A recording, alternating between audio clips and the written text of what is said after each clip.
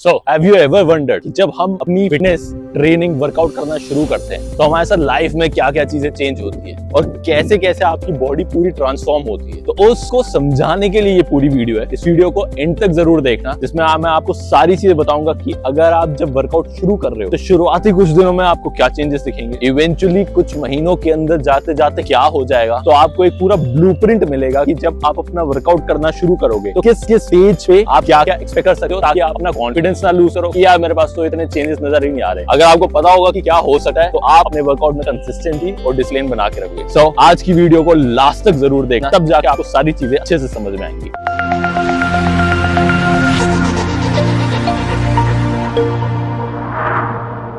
So welcome back to this channel। मैं हूं गौरव मटास और आप देख रहे हो फिट जी, जहां पे हम बात करते हैं कैसे आप फिट बन सके हो और जीनियस बन सके हो। That is all fit ji. And आज की वीडियो के अंदर हम ये सारी चीजें डिस्कस करेंगे कि कैसे कैसे चीजों को आपको पता चलेगा जब आप वर्कआउट करना शुरू करोगे। मेरे बारे में कुछ ये है कि मैं एक फिटनेस एंथुसियास्ट हूँ, मैं मार्शल आर्ट्स करता हूँ, मैं थोड़ी जिमिंग भी करता हूँ और फिर मैं रनिंग भी करता हूँ एंड बहुत सारी और चीजें। एक फुल टाइम 9 to 5 जॉब भी करता हूँ, एक मार्केटिंग प्रोफेशनल हूँ अपने कर्म से, पर मैं फिटनेस के ऊपर बहुत ज्यादा ध्यान देता हूँ। पिछले 2 साल के अंदर मैंने अपनी ये ट्रांसफॉर्मेशन जर्नी शुरू की है, जिसमें पहले मैं अराउंड 88-89 केजीज का था, अब मैं 71-72 केजीज का हूँ, जिसमें majorly it is more the agile muscle mass and not the fat percentage. तो आज बात करना शुरू करते हैं कि आपको क्या क्या डिफरेंसेस नजर आएंगे वर्कआउट शुरू करने पे। तो अब सबसे पहले बात करते हैं कि जब आप अपना वर्कआउट शुरू करोगे, जब आपके फर्स्ट फ्यू वर्कआउट्स होंगे तो आपको क्या चेंजेस नजर आए। तो after your first few workout आपको बॉडी के अंदर सोरनेस तो होगी, ये पेन होगा यार, कुछ ना कुछ। जब पेन करोगे, नो पेन नो गेन जो हम समझते हैं, जो बोलते आए हैं, वो जरूर होता है। पेन होगी, पर आपको एक बहुत ही इंटरेस्टिंग चीज नजर आएगी, आपकी एनर्जी लेवल हाई होगी। आप सोच रहे होगे ये कैसे होगा यार, मैं तो थका हुआ सब फील करूंगा। नहीं, जब हम बैठे रहते हैं हमारी body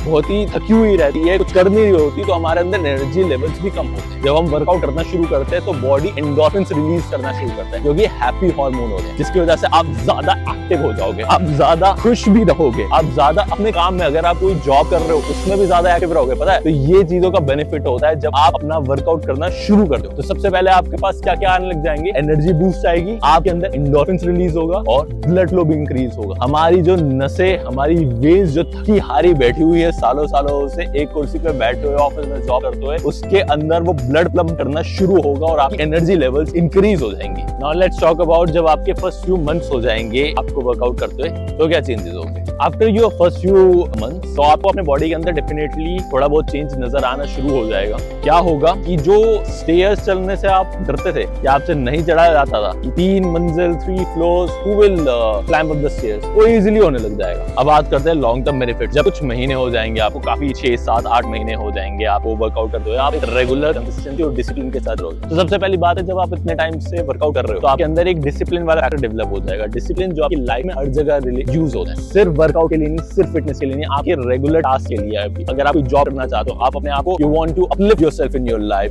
you can figure out multiple other terrains in your life. एक चीज आपकी फिगर आउट हो चुकी है फिटनेस। मैं ये मानता हूं कि फिटनेस आपको दुनिया में बहुत सारी चीजों में एक्सेल करवा देता है, तो आपका डिसिप्लिन जरूर डेवलप हो जाएगा, आपका बॉडी फैट परसेंटेज बहुत कम होने लग जाएगा। और जब आप इतने अच्छे तरीके से वर्कआउट करते रहोगे 6 महीने तक, तो क्या होगा कि अपने आप की डाइट भी अच्छी कर दोगे and you will start living a healthy lifestyle. Your brain will also start functioning very better. आप ट्रेन्ड हो, आप डिसिप्लिन हो, आप कंसिस्टेंट हो, आपका माइंड भी बहुत अच्छे तरीके से काम करने लग जाएगा एंड आपको फैटीग बहुत कम होगा। वही 3-4 किलोमीटर दौड़ने के अंदर जो आपकी जान निकल जाती है, देन यू विल सी कि 4 किलोमीटर भागना तो कुछ भी नहीं है। You can any day tie up your shoes and just run. तो ये सारी चीजें आपको इंप्रूव करेगी जब आप रेगुलरली वर्कआउट करना शुरू कर दो। अब ये तो हो गई बात कि आपको पता चल गया कि आपकी बॉडी के अंदर क्या क्या चेंजेस नजर आएंगे। अब एक और चीज होती है कि कुछ ना कॉमन मिस्टेक्स हो जाती है जब हम अपना वर्कआउट करना शुरू करते हैं। तो 90% लोग अपने वर्कआउट को कंटिन्यू क्यों नहीं रख पाते, क्योंकि बहुत शॉर्ट टर्म गोल्स रखते हैं। शॉर्ट टर्म गोल्स होता है कि that they want to get really fit in a very short span of time, जिसकी वजह से भी